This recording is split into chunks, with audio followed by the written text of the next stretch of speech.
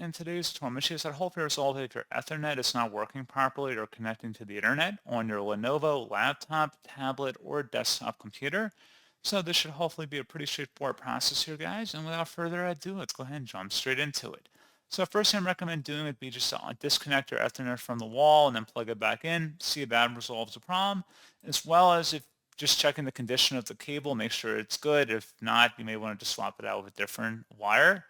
And something else we can look at as well, if you open up the search menu and type in troubleshoot, best result should say troubleshoot settings. Go ahead and open that up. And then on the right panel, select additional troubleshooters. And underneath get up and running, select internet connections and run the troubleshooter for that. And then I'm kind of getting at, you just want to follow along with the on-screen prompts and see if it resolves the problem. If not, one other thing we can try as well is opening up the search menu on your Lenovo device and type in CMD.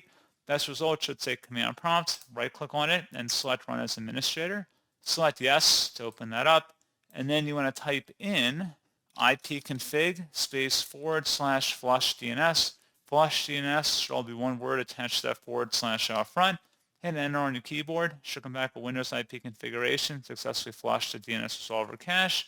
Then you want to type in netsh space winsock, WINSOCK, space reset, and then hit enter. And then once that's done, go ahead and close out of here and then restart your computer at this time.